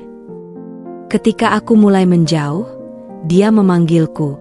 Asti, kenapa? Kenapa kamu membantuku setelah semua yang kulakukan? Aku berbalik, memandangi wajah pria yang dulu kucintai itu. Bukan untukmu, dan untuk diriku sendiri. Agar aku tahu bahwa aku bisa menjadi orang yang lebih baik dari kesalahan masa laluku. Di perjalanan pulang, hujan mulai turun membasahi jalanan berdebu. Tetesan air itu terasa segar di kulitku, seperti pembersihan, seperti awal baru. Dan untuk pertama kalinya sejak meninggalkan Jakarta, aku benar-benar merasa bebas dari beban masa lalu. Minggu-minggu berikutnya, aku sibuk mengembangkan bisnis catering kecilku yang mulai banyak diminati. Nasi bakar daun jeruk dengan sambal mata khas resepku menjadi favorit para ekspatriat, dan pesanan mulai berdatangan tidak hanya dari sekitar Bingin, tapi juga dari Seminyak dan Canggu. Setiap pagi, aku bangun dengan semangat baru, menikmati proses memilih bahan di pasar, memasak dengan penuh cinta, dan melihat senyum puas pelanggan saat mereka mencicipi hidanganku. Suatu sore, saat aku sedang beristirahat di beranda belakang sambil menikmati kelapa muda, Teleponku berdering. Lisa di seberang sana terdengah-dengah seperti biasa. "Asti, kamu harus lihat ini." Suaranya penuh dengan nada dramatis. "Aku baru saja dapat kiriman dari temanku di Jakarta." Sebelum sempat bertanya, WhatsAppku berbunyi dengan beberapa foto yang membuatku tersedak minum air kelapa. Foto-foto itu menunjukkan Ulfa, dengan rambut pirang platinumnya yang khas, sedang berpelukan mesra dengan seorang pria berbadan tegap di lobi sebuah hotel mewah. Yang membuatku terkejut, pria itu bukan sembarang orang, tapi Hendra Wijaya, pengusaha properti terkenal yang sering muncul di majalah bisnis. Lihat caption Instagramnya. Lisa berseru. Aku membuka aplikasi dan menemukan akun Ulfa yang penuh dengan foto-foto terbarunya bersama Hendra. "When God finally sends you a real man, hati merah 12 set level up," tertulis di salah satu fotonya dengan hashtag yang begitu menusuk. Dan tebak apa? Lisa melanjutkan. Dia memposting ini tepat seminggu setelah Dandi di PHK. Cepat sekali beralihnya. Aku mengamati lebih detail foto-foto itu. Ulfa masih dengan gaya yang sama, tas Hermes terbaru, perhiasan berkilauan, dan senyum penuh kemenangan. Tapi kali ini, ada sesuatu yang berbeda di matanya. Jika dulu dia memandang kamera dengan ekspresi manja dan menggoda, sekarang ada kilau keserakahan yang lebih tajam, lebih terang-terangan. Aku dengar dari teman di mereka, Ulfa sengaja mendekati Hendra karena tahu dia sedang proses cerai dengan istrinya. Bisik Lisa penuh semangat gosip. Dan yang lebih gila, istri Hendra itu ternyata sosialitas senior yang punya banyak koneksi. Aku memejamkan mata, tiba-tiba merasa lelah dengan semua drama ini. "Lisa, aku tidak tertarik dengan..." "Tunggu, ada lagi," potong Lisa. Dia baru saja memposting story lagi. "Lihat." Aku membuka Instagram dan melihat story terbaru Ulfa, sebuah video pendek di mana dia dengan bangga menunjukkan cincin berlian besar di jari manisnya. "Somedai sun" wajah dengan sebelah mata mengedip cincin, tertulis di atasnya dengan emotikon bermata berbinar. "Astaga, dia benar-benar tidak berubah," gumamku. "Yang lebih parah," lanjut Lisa, "aku dengar dia sengaja menyombongkan diri di depan teman-teman Dandi bahwa dia sekarang mendapatkan upgrade. Bahkan kabarnya dia bilang Dandi cuma batu loncatan." Mendengar itu, dadaku sesak membayangkan betapa hancurnya Dandi. Meski semua yang terjadi adalah kesalahannya sendiri, tetap saja tidak ada orang yang pantas diperlakukan seperti itu. Keesokan harinya, ketika aku sedang mengantarkan pesanan ke sebuah villa di Uluwatu, tak sengaja aku melewati sebuah kafe kecil di tepi jalan. Di teras belakang, duduk seorang perempuan dengan topi lebar dan kacamata hitam besar, tapi aku tetap langsung mengenalinya. Ulfa. Dia sedang berbicara keras dengan seseorang di telepon. Aku tidak peduli. Aku mau suite-nya yang menghadap laut. "Apa? Kamu pikir aku mau tidur di kamar biasa seperti orang miskin?"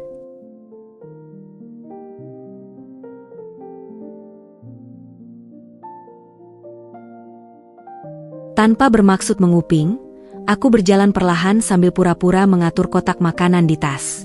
Pokoknya bilang sama Hendra, kalau dia serius mau nikah sama aku, harus berani investasi. Iya, aku tahu istrinya masih proses cerai, tapi itu urusannya. Suaranya semakin tinggi, menarik perhatian beberapa pengunjung lain. Ulfa tampak tidak peduli, terus berbicara dengan nada menggertak. Dan bilang juga, aku mau tas Birkin warna biru elektrik sebelum bulan depan. Yang limited edition itu. Saat itu, mataku tertarik pada sesuatu yang aneh. Di pergelangan tangan Ulfa, yang biasanya penuh dengan gelang-gelang mewah, sekarang hanya ada satu jam tangan yang terlihat sangat familiar, Rolex Daytona milik Dandi yang dulu dia bilang sedang diservis. Tiba-tiba, seperti merasakan tatapanku, Ulfa menoleh dan mata kami bertemu. Untuk sepersekian detik, aku melihat kejutan di wajahnya sebelum cepat-cepat diganti dengan senyum sombong. Well, kalau bukan si Asti, katanya dengan menggoyangkan gelas mutinya. Dengar-dengar kamu jadi koki kelas rendahan di sini ya? Aku tersenyum tipis. Lebih baik jujur bekerja daripada jadi parasit, bukan? Wajah Ulfa berubah merah. Kamu pikir kamu suci? Aku tahu Dandi sudah jadi pengirim makanan untukmu. Kasihan sekali mantan direktur jadi budak mantan istrinya. Setidaknya dia mau bekerja jujur. Jawabku tenang. Dan tentang jam di pergelanganmu itu, aku harap kamu sadar itu dibeli dengan uang hasil korupsi. Semoga beruntung ketika polisi datang menyita barang bukti. Wajah Ulfa berubah pucat. Tanpa memberi kesempatan balas, aku berbalik dan pergi, meninggalkannya dengan mulut terbuka dan Rolex di pergelangannya tiba-tiba terasa seperti belenggu. Di perjalanan pulang, aku melewati pantai di mana Dandi sering duduk sendirian akhir-akhir ini. Dari kejauhan, kulihat dia sedang asyik berbicara dengan seorang perempuan lokal yang menjual kelapa. Anehnya, ada senyum tulus di wajahnya, satu ekspresi yang jarang kulihat selama pernikahan kami. Mungkin, pikirku, kadang kita harus benar-benar jatuh ke dasar sebelum bisa menemukan diri kita yang sebenarnya. Dan untuk Dandi, mungkin kehilangan segalanya, termasuk wanita seperti Ulfa, adalah anugerah terselubung. Sementara untukku, melihat drama mereka dari jauh seperti menonton episode terakhir sebuah sinetron panjang, tak lagi menyakitkan, hanya mengingatkanku betapa beruntungnya aku bisa keluar dari lingkaran itu. Hujan turun deras membasahi jalanan tanah di sekitar villa, ketika terdengar ketukan pelan di pintu pagar kayuku. Jam sudah menunjukkan pukul 9 malam, waktunya biasanya aku sudah bersiap tidur setelah seharian bekerja. Aku mengintip melalui jendela dan melihat sosok tinggi berdiri terisak-isak di bawah payung yang hampir robek. Dandi, dengan baju kaos basah yang menempel di tubuhnya yang semakin kurus. Wajahnya pucat dengan lingkaran hitam tebal di bawah mata. "Asti, tolong." Suaranya pecah ketika ku membuka pintu. Aku tidak punya tempat lagi. Air hujan yang menetes dari rambutnya membasahi lantai teras. Bau alkohol menyengat dari napasnya, tapi matanya yang merah menunjukkan dia lebih sedih daripada mabuk. Aku menghela napas panjang sebelum membuka pintu lebar-lebar, membiarkannya masuk ke ruang tamu kecilku yang hangat. Dengan tangan gemetar, Dandi menyerahkan sebuah surat kepadaku, surat pemutusan kontrak kosnya karena tidak bisa membayar selama 3 bulan berturut-turut. "Aku sudah mencoba segala cara," katanya sambil menatap lantai. "Tidak ada yang mau mempekerjakan mantan narapidana." Aku terkejut. "Narapidana?" Dia mengangguk pelan, matanya menghindari tatapanku. 2 bulan di penjara karena penggelapan dana perusahaan. Istri Hendra, mantan istri Hendra, ternyata punya koneksi kejaksaan. Aku diam, mencerna informasi ini. Dandi yang dulu begitu bangga dengan reputasinya, sekarang menjadi orang yang hancur lebur. "Asti." Tiba-tiba dia berlutut di hadapanku, tangannya mencoba memegang tanganku yang kusimpalkan. Aku tahu aku tidak pantas meminta apa-apa. Tapi tolong, beri aku kesempatan terakhir. Aku akan berubah, aku bersumpah. Air matanya jatuh membasahi celana jeans kumal yang jelas sudah lama tidak dicuci. Aku sudah kehilangan segalanya. Pekerjaan, reputasi, bahkan Ulfa. Suaranya pecah ketika menyebut nama itu. Tapi yang paling menyakitkan adalah menyadari betapa aku menyia-nyiakan cintamu. Aku menarik napas dalam, memandangi pria yang dulu kucintai ini yang sekarang hancur di hadapanku. Ada bagian diriku yang ingin memeluknya, mengatakan semuanya akan baik-baik saja. Tapi ada bagian lain yang lebih besar. Bagian yang sudah sembuh dan menjadi bijak, tahu bahwa ini bukan jalan yang benar. "Dandi," ucapku pelan sambil menarik tanganku perlahan, "kamu tidak kehilangan segalanya. Kamu masih punya hidup, punya kesehatan, dan punya peluang untuk memulai lagi." Dia menggeleng keras, air matanya makin deras. "Tidak ada yang mau menerimaku, Asti. Aku sudah mencoba." "Kamu belum mencoba yang terbaik," jawabku tegas. "Dulu kamu selalu bilang bisa membangun segala sesuatu dari nol. Sekarang saatnya membuktikan itu, tanpa mengandalkan wanita, tanpa jalan pintas." Dandi terdiam lama, tubuhnya terguncang oleh isak tangis yang dalam. Ketika akhirnya dia mengangkat wajahnya, ada sesuatu yang berbeda di matanya, semacam penerimaan pahit. Kamu benar-benar tidak mau memberi aku kesempatan lagi, ya?" Aku duduk di sampingnya, memandanginya dengan kasih sayang yang tulus tapi tegas. "Aku sudah memberimu kesempatan terbaik sepanjang pernikahan kita, Dan sekarang aku harus memberi kesempatan pada diriku sendiri untuk bahagia. Hujan di luar mulai reda, hanya tinggal gerimis yang berbisik pelan di atap. Kami duduk dalam keheningan yang dalam, hanya diisi oleh detak jam dinding dan napas berat Dandi yang perlahan mulai tenang. Aku mengerti, akhirnya dia berkata dengan suara serak. Dan, terima kasih sudah masih mau membukakan pintu untukku malam ini. Dia berdiri dengan susah payah, tubuhnya goyah. Aku mengambil beberapa lembar uang dari laci dan menyelipkannya ke saku jaketnya. Ini untuk kos seminggu di penginapan dekat pasar. Besok pagi, warung Ibu Ketut di ujung jalan butuh orang untuk membantu memasak. Upahnya kecil, tapi cukup untuk makan dan tempat tinggal. Dandi memandangiku dengan mata berkaca-kaca. Kenapa? Kenapa kamu masih membantuku setelah semua yang kulakukan? Aku tersenyum kecil. Karena dulu, sebelum segalanya menjadi rumit, ada seorang pria baik yang selalu percaya pada kesempatan kedua. Aku hanya membayar hutang untuk pria itu. Ketika pintu tertutup perlahan di belakangnya, aku berdiri lama di depan jendela, menyaksikan sosoknya yang perlahan menghilang di kegelapan malam. Ada rasa sedih, tapi juga kelegaan, seperti akhirnya menutup sebuah bab yang seharusnya sudah selesai lama. Di meja, tanpa sengaja kulihat pantulan diriku di cermin. Seorang perempuan dengan mata yang tenang dan senyum yang damai. Seorang perempuan yang sudah belajar mencintai dirinya sendiri lebih dari apapun. Dan untuk pertama kalinya, aku benar-benar percaya bahwa apapun yang terjadi selanjutnya, aku akan baik-baik saja. Musim hujan di Bali mulai berganti dengan musim kemarau yang cerah ketika bisnis cateringku memasuki fase baru. Warung kecil yang awalnya hanya menerima pesanan dari beberapa tamu villa kini berkembang menjadi usaha catering sehat yang melayani berbagai acara. Pagi itu,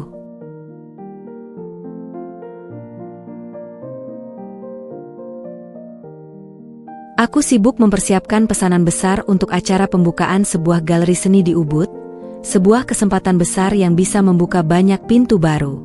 Bu Asti, semua kotak makanan sudah siap di mobil.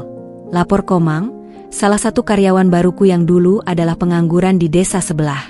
Aku menganggak sambil mengecek daftar pesanan sekali lagi. Bagus. Pastikan kita bawa ekstra sambal matah. Tadi pemilik galeri bilang tamunya suka pedas. Perjalanan dari Bingin ke Ubud pagi itu lancar. Matahari bersinar cerah, menerangi sawah-sawah terasering yang mulai menguning. Ketika kami tiba di lokasi, galeri itu sudah ramai dengan persiapan acara. Seorang laki-laki tinggi dengan kemeja linen putih sedang mengarahkan beberapa pekerja. Catering dari Bingin, tanyanya ketika melihat kami masuk. Iya, Pak. Pesanan Ibu Clara. Jawabku sambil mengawasi Komang dan yang lain mulai mengatur meja prasmanan. Laki-laki itu mendekat, senyum hangat di wajahnya yang teduh. Saya Reza, pemilik galeri ini. Clara bilang masakanmu istimewa. Ketika tangannya menjabat tanganku, ada sesuatu yang aneh. Semacam kehangatan yang membuat jantungku berdetak sedikit lebih cepat. Matanya yang hijau kecoklatan memancarkan ketulusan yang langka ditemui di dunia seni, yang biasanya penuh kepura-puraan. Kami akan berusaha tidak mengecewakan. Jawabku sambil segera menarik tanganku, tiba-tiba merasa tidak nyaman dengan perasaannya sendiri. Sepanjang acara, aku sibuk mengawasi penyajian dan memastikan semua tamu terlayani dengan baik. Tapi tanpa kusadari, mataku seringkali tertarik mengikuti gerak-gerik Reza yang dengan luwes memandu tamu-tamu penting, menjelaskan setiap karya seni dengan pengetahuan mendalam, dan sesekali melemparkan senyuman ke arahku yang membuat pipiku terasa hangat. Kamu tidak mencoba masakanmu sendiri? Tiba-tiba suaranya terdengar di sampingku, membuatku terkejut. Aku berbalik dan melihatnya berdiri dengan piring kecil berisi beberapa menu andalanku. Saya sudah mencobanya saat masak. Jawabku kikuk. Reza tertawa, suaranya dalam dan hangat seperti sinar matahari sore. Maksudku, kamu harus ikut menikmati hasil kerjamu yang luar biasa ini. Nasi bakarnya benar-benar istimewa. Kami akhirnya duduk bersama di sebuah bangku kecil di teras galeri. Reza bercerita tentang perjalanannya sebagai kurator seni, tentang kecintaannya pada budaya Bali, dan mimpinya untuk menghubungkan seniman lokal dengan pasar internasional. Ada cara dia berbicara yang membuatku terpikat. Penuh gairah tapi tidak arogan, percaya diri tapi tetap rendah hati. Dan kamu? Tanyanya sambil menyeruput es kelapa muda. Apa yang membuat seorang wanita Jakarta memilih meninggalkan kehidupan kota untuk membuat nasi bakar di Bali? Pertanyaan itu mengguncangku. Selama ini, tidak ada yang pernah menanyakan kisah di balik keputusanku pindah ke Bali. Kebanyakan orang hanya mengangguk-angguk ketika aku bilang, butuh perubahan. Awalnya hanya untuk menyembuhkan luka. Aku mengakui dengan jujur, sesuatu tentangnya membuatku ingin terbuka. Tapi kemudian aku menemukan bahwa memasak untuk orang lain, itu seperti terapi. Matanya memancarkan pemahaman yang dalam, seolah bisa membaca semua rasa sakit di balik kata-kataku yang sederhana. Luka yang sembuh seringkali meninggalkan bekas yang indah, katanya pelan. Seperti keramik kintsugi, lebih berharga justru karena pernah pecah. Percakapan kami terputus ketika seorang asisten memanggilnya untuk pidato pembukaan. Tapi sebelum pergi, dia menyelipkan kartu namanya ke tanganku. Aku punya proyek kolaborasi antara seni dan kuliner bulan depan. Jika kamu tertarik. Sepanjang perjalanan pulang, pikiranku melayang kepada Reza dan kata-katanya yang bijak. Tiba-tiba, teleponku berdering, Lisa dengan berita terbaru tentang Dandi. Dia mulai bekerja serius di warung Ibu Ketut. Serunya bersemangat. Katanya mau nabung untuk buka usaha kecil-kecilan. Aku tersenyum mendengar kabar itu. Bagus untuknya. Dan kamu? Ada perkembangan menarik di Bali? Nada suaranya tiba-tiba penuh kecurigaan. Aku melihat kartu nama Reza yang masih kugenggam. Mungkin, jawabku samar, tiba-tiba merasa seperti remaja yang jatuh cinta untuk pertama kalinya. Tapi ceritanya lain kali saja. Malam itu, sambil duduk di beranda menghadap laut, aku merenungkan betapa hidup ini penuh kejutan. Siapa sangka, dari reruntuhan pernikahan yang hancur, aku menemukan jalan baru yang bahkan lebih indah dari yang pernah kubayangkan. Dan mungkin, hanya mungkin, ada ruang di hatiku yang mulai bersedia untuk mencintai lagi. Kabut pagi masih menyelimuti jalanan dingin ketika aku bergegas menuju pasar untuk membeli bahan-bahan segar. Bisnis cateringku semakin berkembang, dan hari ini ada pesanan besar untuk acara pernikahan di salah satu resort mewah. Namun, di tengah kesibukanku, pikiran masih sesekali melayang ke pertemuan dengan Reza beberapa hari lalu. Kartu namanya masih tersimpan rapi di dompetku, meski aku belum berani menghubunginya.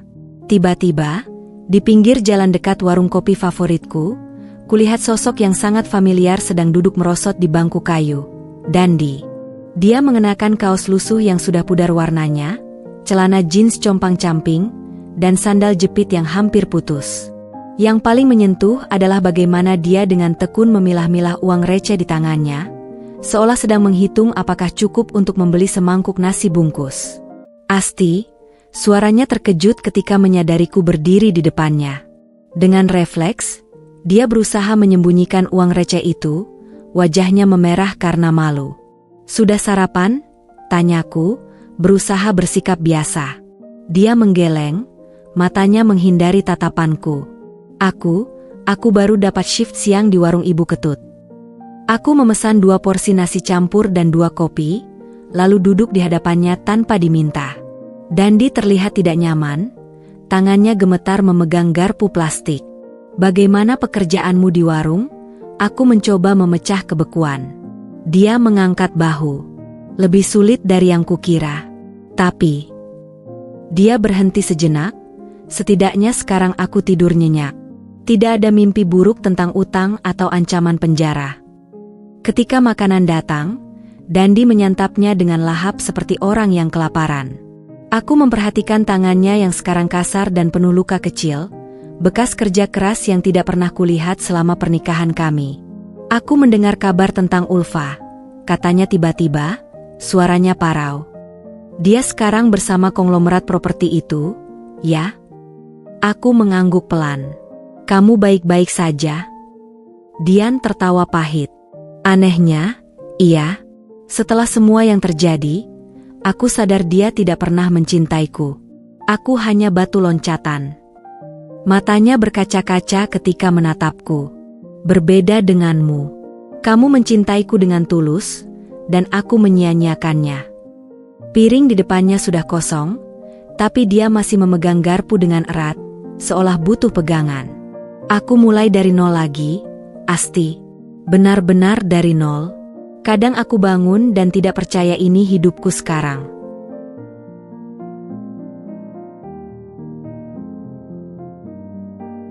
Ada kesedihan yang dalam suaranya, tapi juga ketulusan yang tidak pernah kudengar sebelumnya.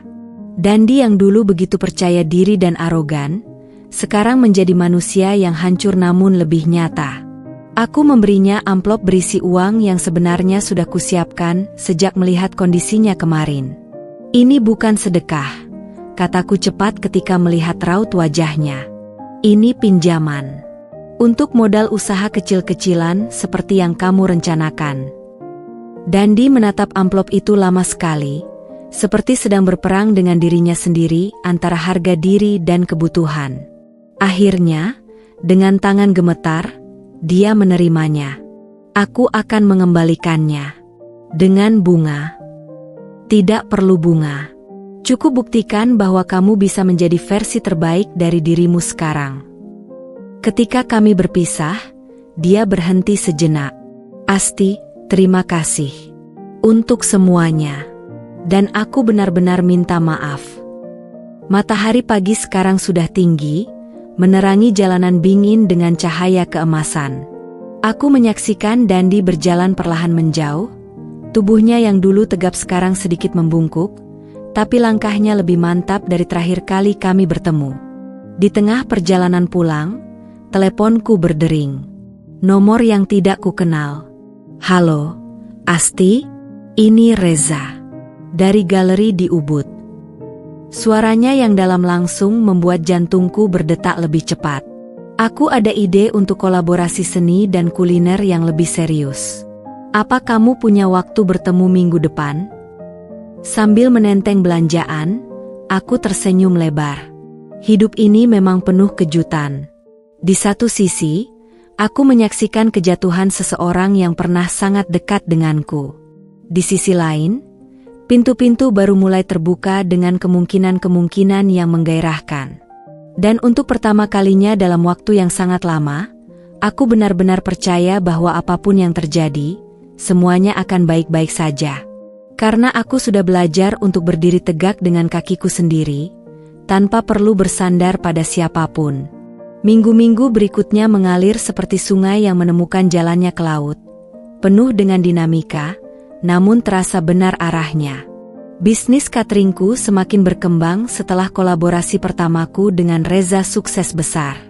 Acara Rasa Erupa yang memadukan seni instalasi dengan kuliner tradisional Bali berhasil menarik perhatian media dan komunitas ekspatriat. Foto-foto hidanganku yang artistik menghiasi berbagai akun VOD ternama, dan pesanan mulai berdatangan dari berbagai penjuru Bali. Suatu sore, saat aku sedang menyiapkan menu baru di dapur kecilku, Komang datang dengan wajah berseri-seri. "Bu, ada tamu mau ketemu." Ketika aku keluar, Reza berdiri di teras dengan membawa 2 gelas kopi dari warung favoritku. "Tidak membawa nasi bakar hari ini," katanya sambil menyodorkan salah satu gelas. "Tapi ku bawa kopi Bali terbaik sebagai gantinya." Senyumnya yang hangat membuat dadaku berdebar aneh. Sejak acara kolaborasi kami 2 minggu lalu, kami sudah beberapa kali bertemu untuk membicarakan proyek lanjutan. Namun hari ini, ada sesuatu yang berbeda dalam caranya memandangku. Lebih intens, lebih penuh arti. "Ada ide baru?" Tanyaku mencoba bersikap profesional, meski tangan berkeringat menggenggam gelas kopi. Reza mengangguk sambil mengeluarkan sketsa dari tasnya.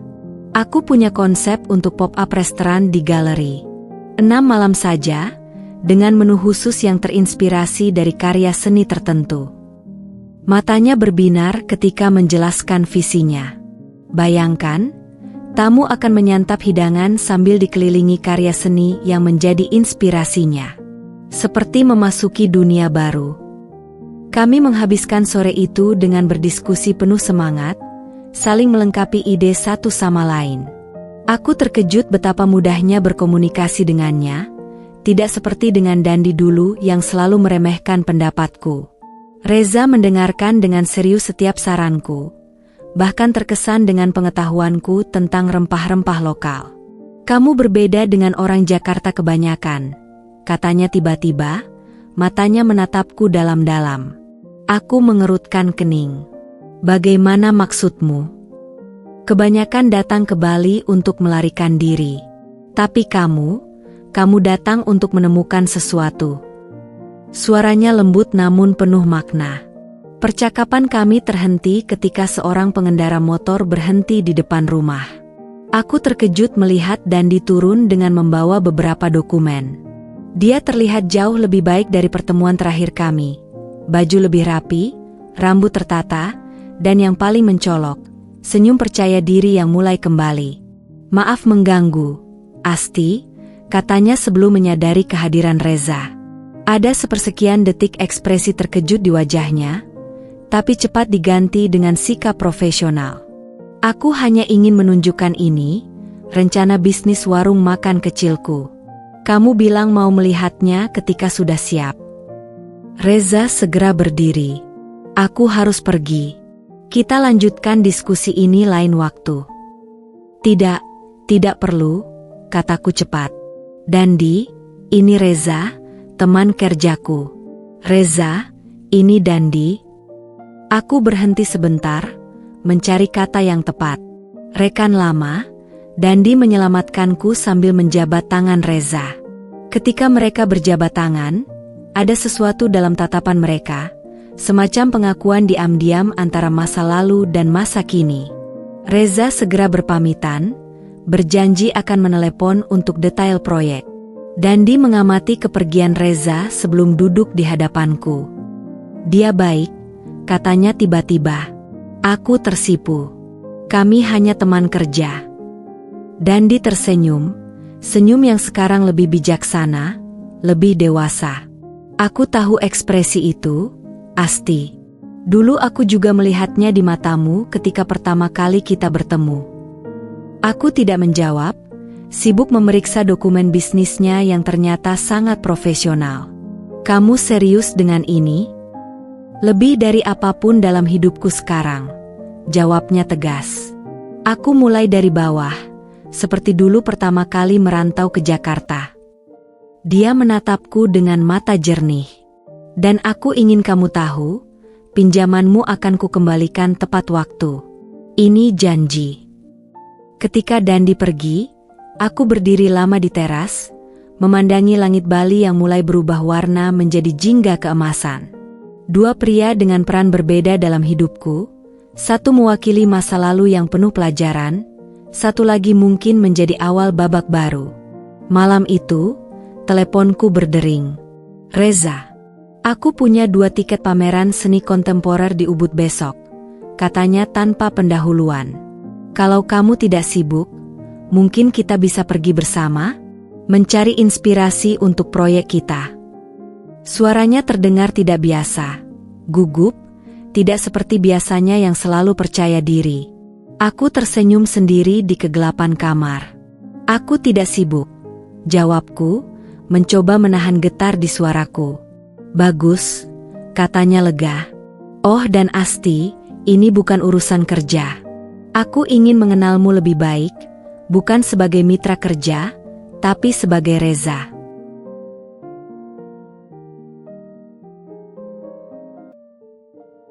Di luar, ombak terus menyapu pantai dengan ritme yang tenang. Seperti hidupku yang sekarang, tidak lagi bergelombang tak menentu, tapi mengalir dengan damai menuju suatu tempat yang indah. Dan untuk pertama kalinya sejak datang ke Bali, aku membiarkan diriku membayangkan kemungkinan bahagia dengan seseorang baru, tanpa rasa takut, tanpa trauma masa lalu.